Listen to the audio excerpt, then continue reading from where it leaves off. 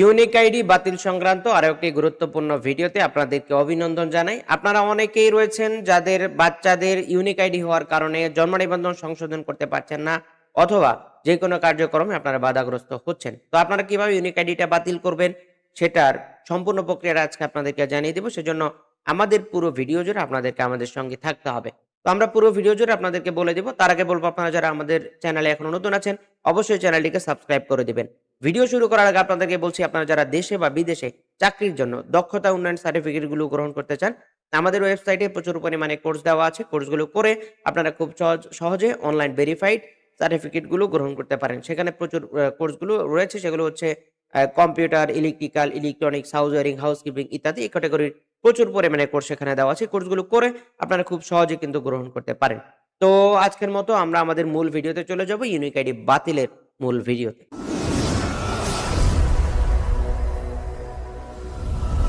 তো unique ID বাতিলের পূর্বে জানতে হবে ইউনিক আইডিটা আসলে কি, এটা হচ্ছে কিভাবে কাজ করে। তো ইউনিক আইডিটা হচ্ছে একজন স্টুডেন্টের আইডেন্টিফিকেশন নাম্বার, যে নাম্বারটি দিয়ে হচ্ছে আপনাদের স্টুডেন্টদের আইডেন্টিফিকেশন কনফার্ম করা হয়। এটা হচ্ছে প্রত্যেকটা স্টুডেন্টের নাগরিক অধিকার, এটা হচ্ছে তাদের ইউনিক আইডি থাকা। তো এই ইউনিক আইডিটা নিয়ন্ত্রণ করে কারা? এই ইউনিক আইডিটা সম্পূর্ণ নিয়ন্ত্রণ করে শিক্ষা মন্ত্রণালয়। তো আপনাকে যদি ইউনিক আইডি বাতিল করতে হয়, সেই সূত্রে আপনাকে কয়েকটা প্রসেসের মধ্যে দিয়ে যেতে হবে। যেমন আপনার যদি ইউনিক আইডি বাতিল করতে চান, সর্বপ্রথম আপনাকে ইউনিক আইডি বাতিলের একটি কারণ সেখানে দর্শাতে হবে। যেমন হচ্ছে জন্ম নিবন্ধন সংশোধন, অথবা জন্ম নিবন্ধন সমস্যা, অথবা আপনি দেশ ত্যাগ করবেন, অথবা আপনি এই স্টুডেন্টকে ছাত্রত্ব বাতিল করবেন। এই ক্যাটাগরির যে কোনো একটা কারণ আপনাকে দর্শাতে হবে। তো ইউনিক আইডিটি হচ্ছে একজন স্টুডেন্টের আইডেন্টিফিকেশন। যেমন হচ্ছে আমরা আমাদের ন্যাশনাল আইডি কার্ড বা জন্ম নিবন্ধন, এগুলো যেমন আমাদের পরিচয়, একজন স্টুডেন্ট হিসাবে তার ইউনিক আইডিটা একটা পরিচয়। তো শিক্ষা মন্ত্রণালয় থেকে এটা বাতিল করতে হবে। সেক্ষেত্রে হচ্ছে আপনাকে অবশ্যই কারণগুলো দর্শাতে হবে, এবং হচ্ছে এই কারণগুলো উল্লেখ করে আপনি যে প্রতিষ্ঠান থেকে আপনার এই শিশুর ইউনিক আইডিটা হয়েছে সেই প্রতিষ্ঠানে আপনাকে যোগাযোগ করতে হবে। প্রতিষ্ঠানের প্রধান থেকে আপনাকে একটা স্বাক্ষর করতে হবে। প্রতিষ্ঠানের প্যাডে আপনাকে আবেদন দরখাস্ত করতে হবে যে ইউনিক আইডি বাতিলের জন্য।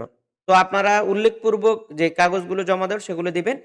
শিশুর হচ্ছে এখানে দিতে হবে টিকা কার্ড, শিশুর জন্ম নিবন্ধন কার্ড, পিতামাতার এনআইডি কার্ড, এবং হচ্ছে প্রতিষ্ঠান থেকে একটি প্রত্যয়ন দিতে হবে, যে প্রত্যয়নে এই শিশুটি বয়স এর হচ্ছে এই কারণে ইউনিক আইডিটা বাতিল করা জরুরি।